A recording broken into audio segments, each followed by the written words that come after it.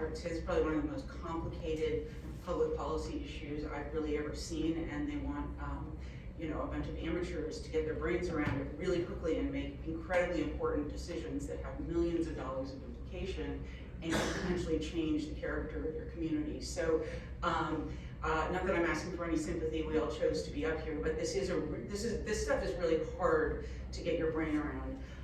And one thing I've said in the past is that when you're kind of faced with these decisions, the easiest thing to do is to do nothing. Is to say we're just gonna not do anything, because we're gonna get, no matter what happens there, we're gonna hear about it from somebody that it's that they don't like the design, or why did we allow that?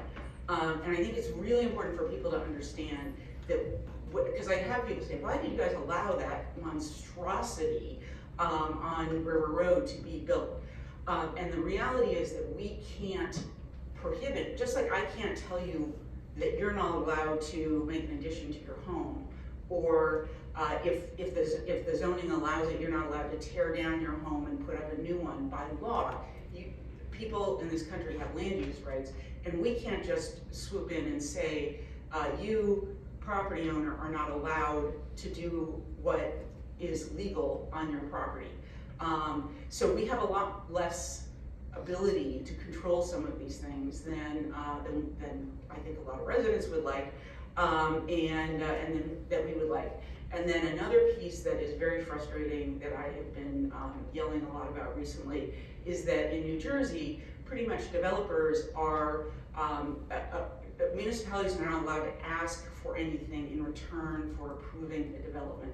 And there's history behind that. It used to be that like planning boards would be like, well, will you do this in my neighborhood in exchange if I vote for this? So those were called extractions, and they're illegal. So New Jersey doesn't allow anything like that. But many states, including very conservative states, allow what are called impact fees. So this is going to impact our roads in this way. This is going to impact our parks in this way. This is going to impact our schools in this way.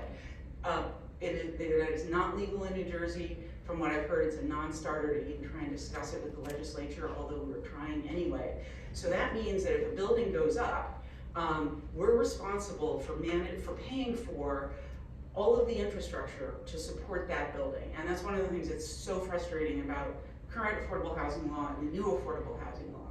So River Road in Watchung, 250 unit building, I think that on balance, I don't hate the project as much as a lot of people hate, but we're providing the support for a 250 unit building to get 37 measly units of affordable housing, but we're going to have to pay for all of those supports for those. So we are much less powerful than I think people would wish on these issues. And I really do want to have a thoughtful dialogue with the public and with each other on how we move forward on this.